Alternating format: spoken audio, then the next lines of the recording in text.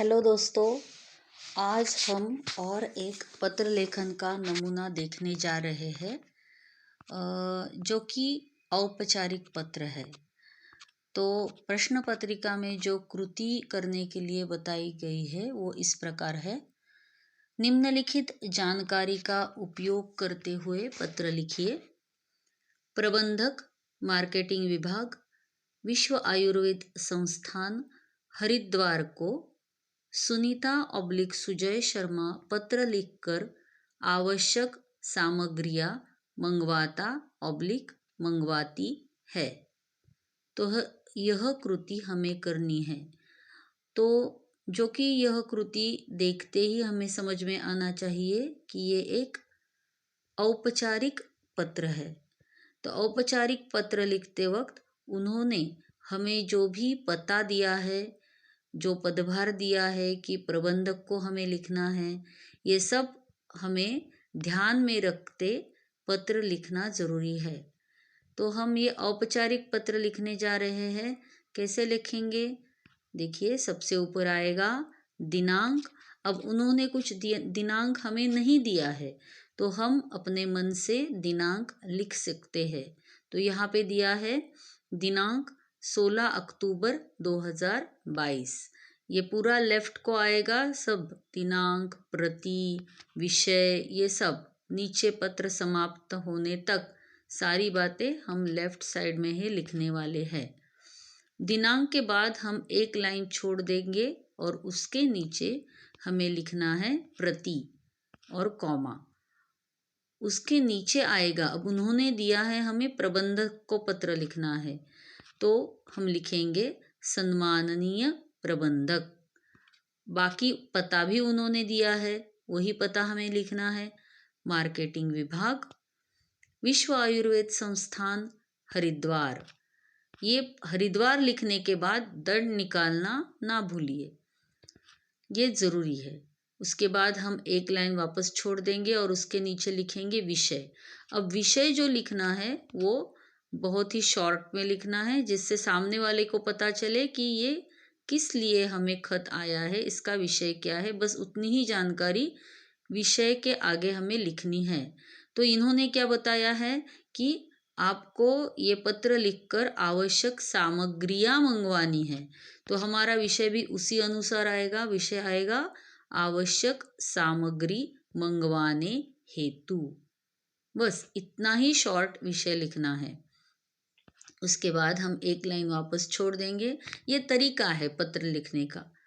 आप एकदम से साइड एक के बाद एक के बाद एक अगर कोई पैराग्राफ नहीं किया हो और सब लिखे जा रहे हैं तो उसको पत्र नहीं कहते, और उसमें आपका एक प्रेजेंटेशन स्किल भी नहीं दिखाई देता और मार्क्स के ऊपर परिणाम होता है। इसलिए मैं जो बता रही हूँ, यहाँ लाइन छोड़ना है, वहाँ लाइन, तो वो हिसाब से ये क्यों है, तो हमारा प्रेजेंटेशन ज़्यादा से ज़्यादा अच्छा लगे। ठीक है, तो एक लाइन छोड़ के हमें नीचे लिखना है महोदय, यानी उन्हें संबोधित करना है। उसके बाद हमारा मुख्य पत्र शुरू होगा। मैं हमेशा आपसे ही आयुर्वेदिक सामग्रियां मंगवाता हूँ।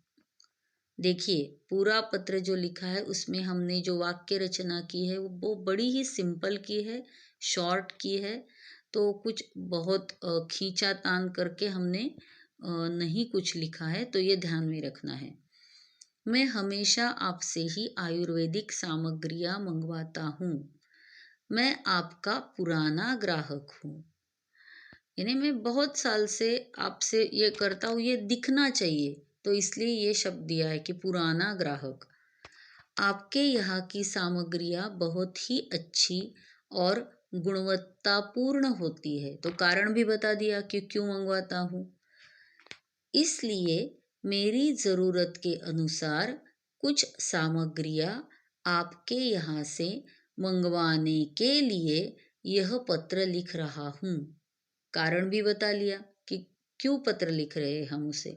ठीक है, अब इसके बाद हमें एक कोष्टक बनाना है और उसमें हमें क्या चीज़ें चाहिए, क्या सामग्रियाँ चाहिए, उसकी एक लिस्ट देनी है। तो हम कैसे लिखेंगे? सामग्रियाँ निम्नलिखित है। अब देखिए, ये सामग्रियाँ लिखते वक्त उन्होंने हमें कृति में ऐसा कुछ भी नहीं बताया कि हमारी आयुर्वेद की दुकान है या हमें दुकान के लिए ये चाहिए या हम घरेलू उपयोग के लिए ये मंगवा रहे हैं। ऐसे उन्होंने कृति में कुछ नहीं बताया। इसलिए हम ये जो भी लिखेंगे वो हमारे हिसाब से लिखना है। अगर आपको लिखना है कि आयुर्वेद दुकान के लिए चाहिए तो उस हिसाब से पत्र आएगा। लेकिन मैंने अभी जो आपको दिया है ये पत्र लिखकर, उसमें मैं एक घरेलू ग्राहक हूँ, मेरे घर के खुद के लिए मुझे वो दवाइयाँ चाहिए, इस प्रकार से ये कृति मैंने पूरी की है।